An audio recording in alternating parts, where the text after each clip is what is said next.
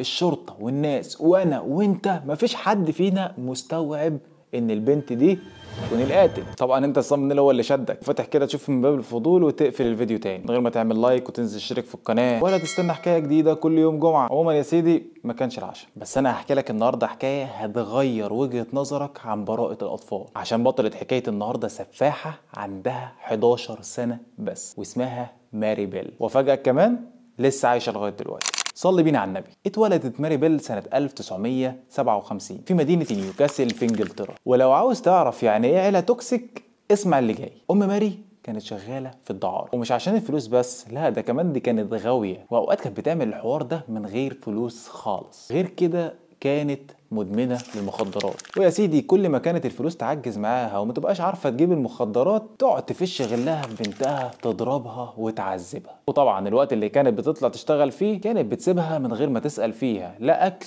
ولا شرب. طب أبوها فين بقى من كل اللي بيحصل ده؟ أبوها يا سيدي كان حاجة تانية خالص، كان حرامي وتقريبا كده كان مسجون. البنت دي شافت حاجات انت ما تتخيلهاش، وحصل لها حوادث انت تستغرب هي ازاي الكائن ده لسه عايش. خد دي، وقعت من الدور السادس وفضلت عايشة. سبحان الله، ربنا كتب لها عمر جديد. مرت سنين وسنين وماري كبرت ودخلت المدرسة، وكان كل ما الوقت بيعدي بتظهر على البت ماري دي تصرفات غريبة، بقت عنيفة مع زمايلها وبتضربهم، وكمان بتستمتع ان هي تقعد تخوف فيهم وتهددهم بالقتل. بس عادي، طفلة عنيدة متنمرة، مش حكاية الحوار، عديها.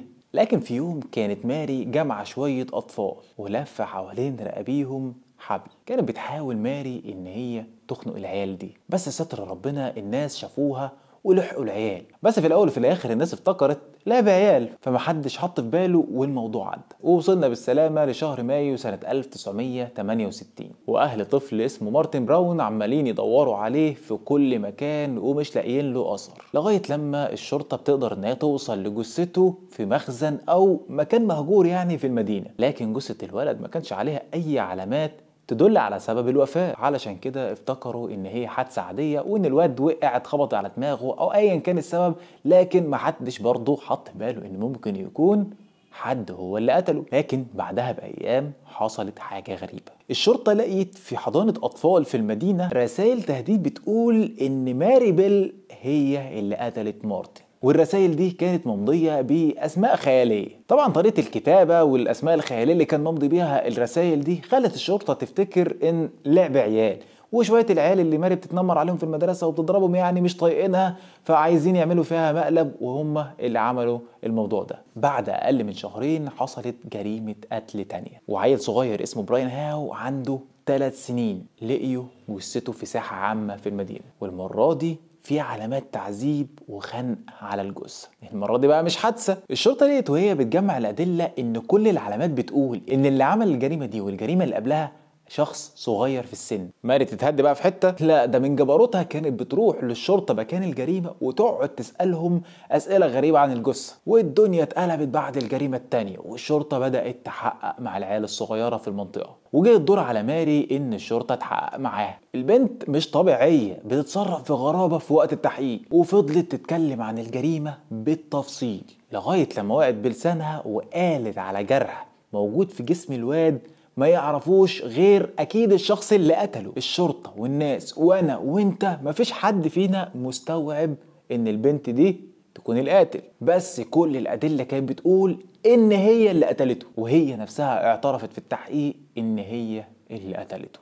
ماري عيلة صغيرة وقالت في التحقيق انها بتعمل كده او القتل بالنسبة لها مجرد لعبة، وانها بتعمل ده علشان هي حابة كده مش اكتر. لكن كل التحقيقات كانت بتروح ناحية انها اكيد مش فاهمة مصيبة اللي هي عملته. الصحافة والناس وانجلترا كلها ما كانش عندهم سيرة ولا كلام غير على البنت الصغيرة اللي عندها 11 سنة ومتهمة في جريمة قتل. ازاي طفل بريء يقتل ويعذب بدم بارد كده؟ ده كده البراءة عمرها قصير بجد. تقارير نفسية رايحة وتقارير نفسية جاية، وكلها بتحاول تثبت ان البنت عندها اضطرابات نفسية هي اللي خلتها تعمل كده. حكمت المحكمة عليها في الآخر بالسجن، بس هي سنها صغير ومش هينفع تتحبس، فدخلت مؤسسة إصلاحية للأطفال اللي احنا بنقول عليها هنا اللي هي الإصلاحية يعني، لغاية لما كبرت وبقت شابة فبدأت تنتقل مركز اللي هو بتاع اعداد الشباب. ماري قالت انها في الوقت ده كله كانت بتحاول انها تتعافى وتنسى اللي حصل، وانها ما كانتش فاهمه قبل كده خطوره اللي هي عملته،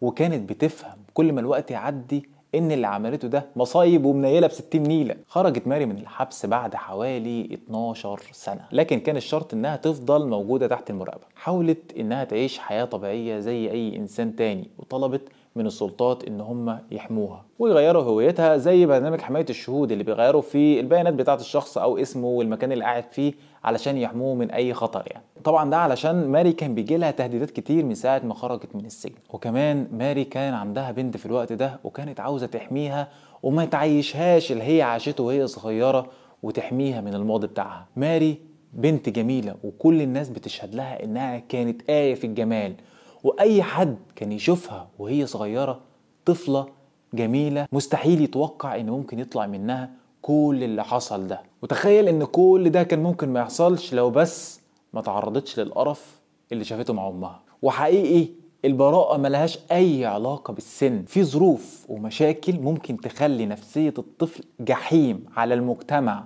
والناس اللي حواليه وعلى نفسه شخصيا، مع ان نفس الطفل ده لو بشوية اهتمام وشوية رعاية وحنية هيبقى بسكوت عادي ومش هيعور حد. لو وصلت معايا لاخر الفيديو تبقى حبيبي، وانزل قول لي في الكومنتات لو كانت الحكاية عجبتك، وقول لي برضو لو نفسك في حكاية احكيها لك في فيديوهات جاية. هو انا عندي عزة منك بس. المهم ما تنساش تعمل لايك وتنزل تشترك في القناة لو لسه مش مشترك، والسلام عليكم.